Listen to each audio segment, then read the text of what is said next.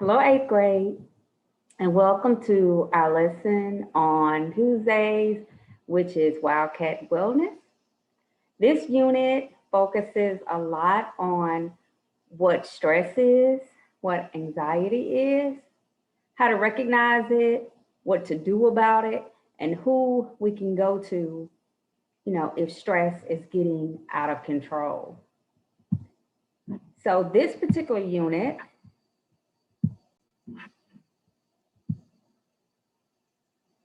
In this particular unit, we're going to learn something different. Well, we're briefly going to talk about our last session. In our last session, we discussed how some stressful situations are sometimes out of our control. But we also learned that we can control our reaction to these situations and how we can reach out for someone if we need support from them. Today, we'll learn how stressors can create opportunities for growth. So, can stress help you grow? Think about that for a moment. Can stress help you grow?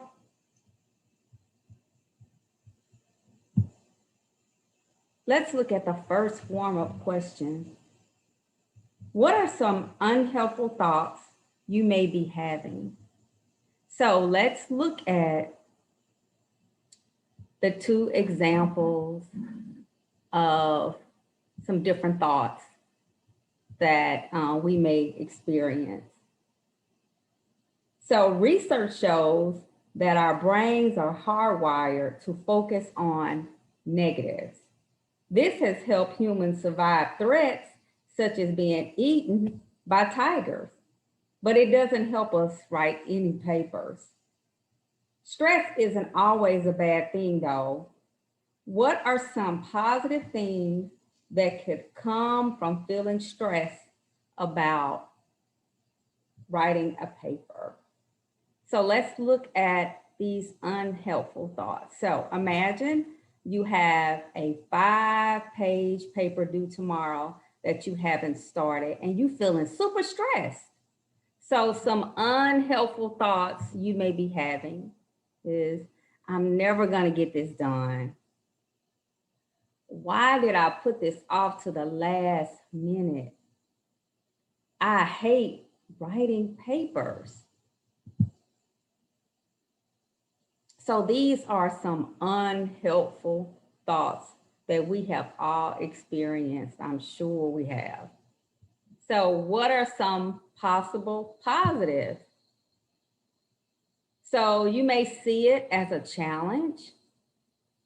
It focuses your mind. You can get organized.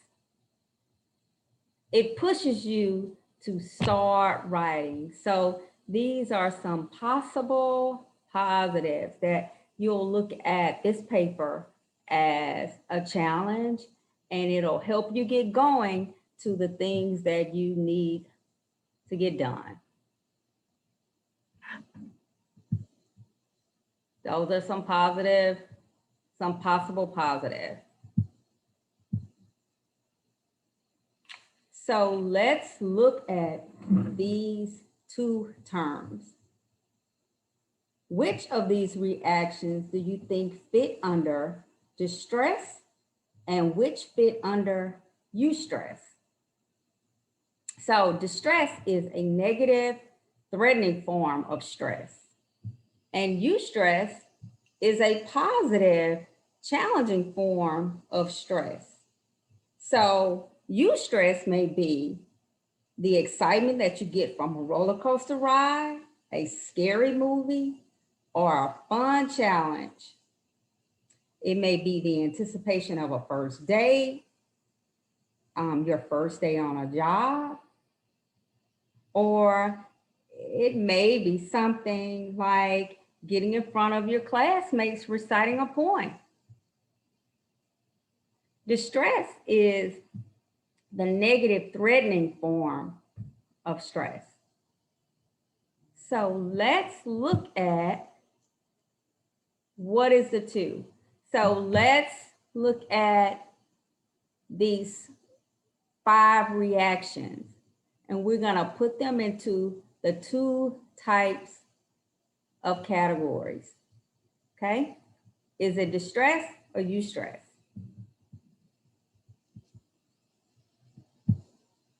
Let's move, improve, focus to where? To this category?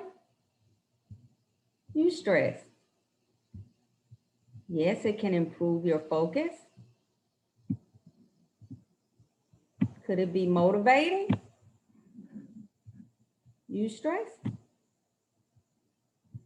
Distress can cause concern.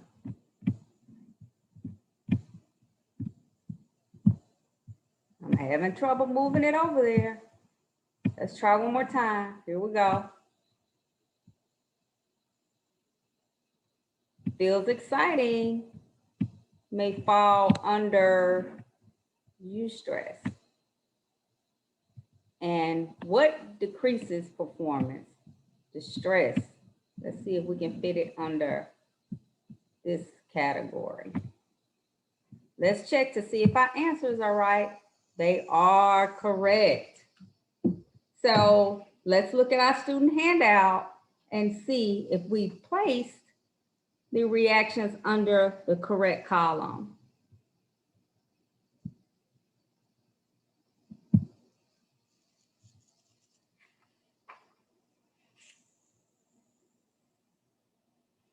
All right, next we're going to watch a video about stress. As you watch, notice what happens when we reframe our thoughts about a stressful situation. Pay close attention.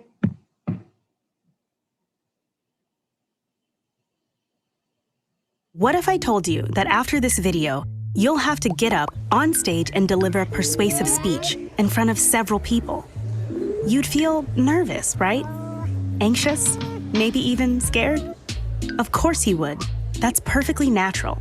Now, what if you told yourself you're excited rather than anxious? Do you think that would help you with your speech? We call this kind of thinking reframing, which is basically turning an unhelpful thought into a helpful one. Let's look at a real study that was conducted to shed a little more light on how reframing can be helpful. When 140 students were told they had to deliver a persuasive speech that would be recorded and judged by a panel, they understandably started to get nervous. In this study, half the group was told to reframe their emotion by telling themselves they were excited about delivering the speech. The other half was told to tell themselves they felt anxious. All of the students in the study still reported that they were nervous, but there was a change for those who told themselves they were excited. They actually felt excited by it. The other cool part, the panel of judges was real and they didn't know which speakers were in which groups. They rated the students in the group who told themselves they were excited as more persuasive and confident than the group who were told to say they felt anxious. So, when you reframe your emotions, you're not denying your feelings. All of the students in the study still felt nervous about giving a speech, but by changing their perspective or reframing their anxiety, they helped their emotions, their thoughts, and their performance.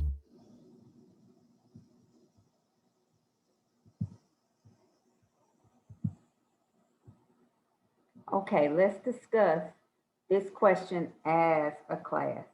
We're going to practice reframing stressful situations. What do you think it means to reframe a situation? Let's talk about that as a class.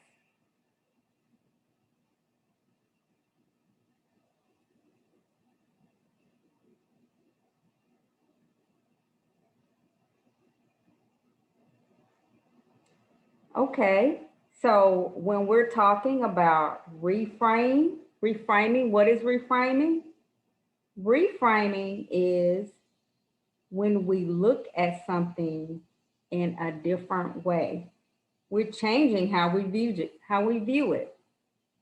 So let's look at this question.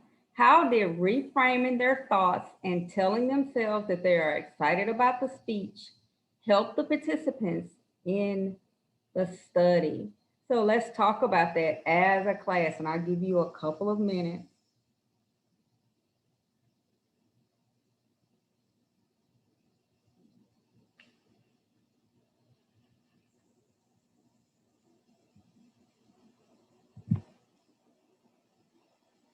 So reframing, what do you think it means to reframe a situation? What is the answer? To reframe means to look at situations or thoughts from a different point of view. That's what reframing is. Let's look at an example of a situation that may be a stressful situation. I'm going to give you an example. I was hosting a dinner party with friends, and I started getting really nervous that no one would like the desserts I baked. I caught myself thinking negative, and I started telling myself, it's okay. It doesn't have to be perfect. I can get some advice from people on how to make it better next time. So this is a really good example of a situation. So how can I think positive about that situation? So let's work with a partner to reframe the stressful situations on our handout. So let's work in pairs and let's talk about the 3 situations that are listed on our student handout. Situation 1, you've been asked to write and recite a poem in front of the entire school. You feel terrified. So how can you reframe this situation and create positive thoughts about how you're going to handle it? Situation 2, your aunt's sick and you've been asked to babysit your 3 younger cousins for the next few hours. All 3 of them are very active and noisy. You feel overwhelmed. So what are you going to do in this situation? Situation 3, you've been told that your family is moving to a new neighborhood across town and you have to go to a new school. So how are you going to handle these 3 situations? Work with a partner. What are some helpful thoughts you can have about each situation? How can you reframe each situation into a challenge or an opportunity for growth instead?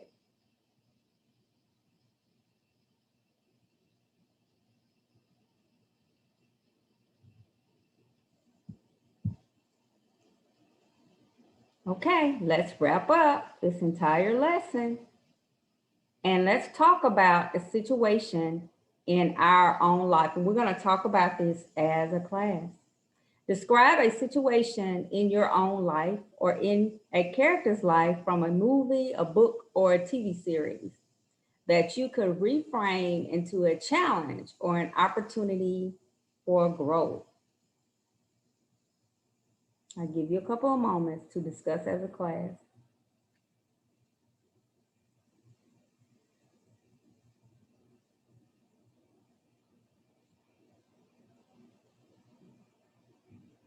So let's conclude the lesson. And I really want you to think about a couple of situations. Many stressful situations are unavoidable and out of our control. And how we react and move forward is what we can really, it can really impact our lives for the better.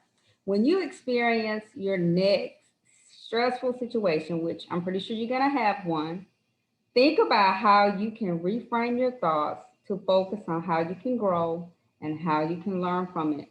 As human beings, we're always making mistakes, but seeing them as opportunities for growth is what really matters. So, in the next lesson, we'll learn and practice some strategies for managing stress. So, guys, next week we're going to be out on winter break. So we'll pick up with lesson number 17 in second step. And again, it's going to focus on giving you strategies on how to manage and recognize stress in our lives. I'll see you after the break. See you later.